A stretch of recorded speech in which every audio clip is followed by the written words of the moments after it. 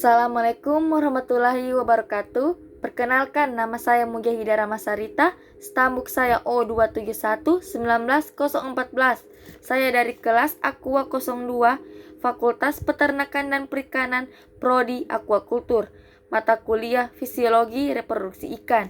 Di sini saya akan menjelaskan tentang spermatogenesis, oogenesis, fitogenesis, fekunditas, pembuahan pada ikan, penetasan telur pada ikan, serta tingkah laku reproduksi pada ikan.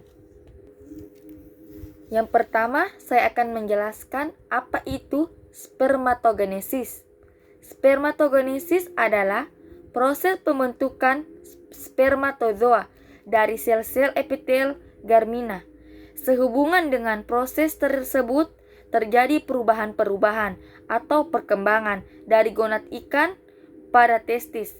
Pada tahap 1, spermatogenesis sel-sel epitel germinal aktif membentuk spermatogenia hampir di seluruh tubulus.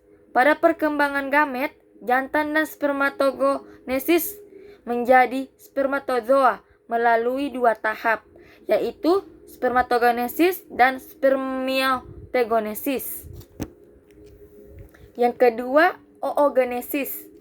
Oogenesis adalah penciptaan ovum atau sel telur, merupakan proses dari bentuk betina gametogenesis yang setara dengan jantan, yakni spermatogenesis. Oogenesis berlangsung melibatkan perkembangan berbagai tahap reproduksi telur sel betina yang belum matang. Oogenesis secara keseluruhan merupakan pengumpulan kuning telur. Secara substansial, kuning telur terdiri dari tiga bentuk material, yaitu kantungan kuning telur, butiran kuning telur, dan tetesan minyak. Pada kantungan kuning telur berisi gliprotein, dan perkembangan selanjutnya menjadi cortical alveoli. Butiran kuning telur terdiri atas lipoprotein, karbonhidrat, dan kartoin. Tetesan secara umum terdiri atas gliserol dan sejumlah kecil kolesterol atau asam lemak tidak jenuh. Yang ketiga adalah fitogenesis. Fitogenesis adalah penimbunan kuning telur oleh oosit. Ini disebut proses fitogenesis.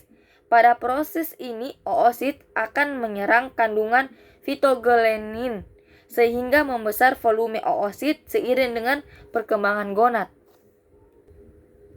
Yang keempat yaitu fekunditas. Fekunditas adalah jumlah telur matang dalam ovari yang akan dikeluarkan pada waktu memijah. Fekunditas terbagi atas tiga macam. Yang pertama, fekunditas individu atau mutlak adalah jumlah telur masak sebelum dikeluarkan pada waktu akan memijah. Yang kedua, fekunditas nisbi, yaitu jumlah telur per satu berat atau panjang ikan. Yang ketiga, fekunditas total, yaitu fekunditas ikan selama hidupnya.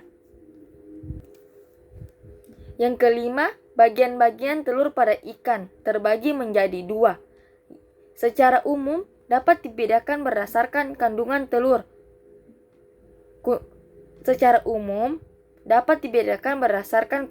Kuning telur dalam sitoplasmasnya, yaitu yang pertama, telur homoletical, isoletical, atau golongan telur ini hanya terdapat pada mamalia.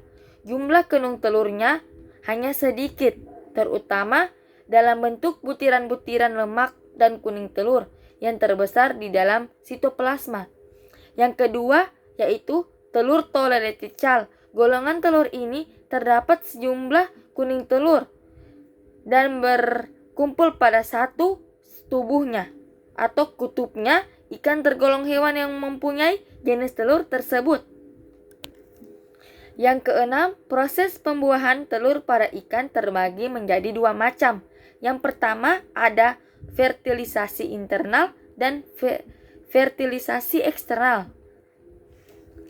Apa itu fertilisasi internal? Adalah ikan yang melakukan pembuahan di dalam tubuh induknya, disebut ikan jenis ovovivipar. Ikan jenis ini berkembang biak dengan cara melahirkan. Pembuahan telur terjadi di dalam tubuh ikan yang melahirkan. Pembuahan terjadi di dalam tubuh ikan tubuh ikan betina atau internal fertilization. Sperma memasuki sel telur atau oosit melalui sebuah lubang yang disebut dengan mikrofil. Yang kedua, fertilisasi eksternal, yaitu ikan yang melakukan pembuahan di luar tubuh induknya disebut ikan jenis ovipar. Ikan jenis ovipar mengeluarkan telur di dalam tubuhnya untuk dibuahi oleh ikan jantan. Proses pembuahan sel telur tersebut yaitu oleh sel sperma berlangsung di luar tubuh ikan. Yang ketujuh, tingkah laku ikan. Yang kita ketahui, ikan merupakan salah satu makhluk hidup yang secara umum bereproduksi secara seksual. Dalam proses reproduksi, ikan mempunyai tingkah laku dan tata cara yang berbeda-beda melalui tingkah laku meminang dan kawin, memijah, sampai penjagaan terhadap telur dan anak-anaknya. Dalam tingkah laku tersebut, ikan jantan dan betina dewasa sama-sama melepaskan sperma dan melalui sel telur bermacam-macam cara agar terjadi pembuahan dengan tingkah laku keberhasilan yang tinggi.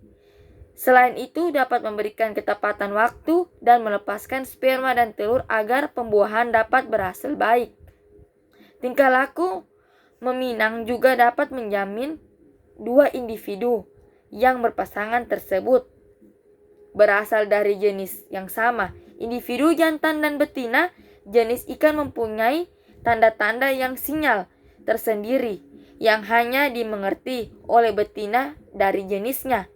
Begitu pula ikan betina mempunyai sinyal-sinyal khusus yang hanya dimengerti oleh individu jantannya. Sekian dan terima kasih, itu saja yang bisa saya dapat jelaskan. Kurang dan lebihnya saya mohon maaf. Wassalamualaikum warahmatullahi wabarakatuh. Terima kasih.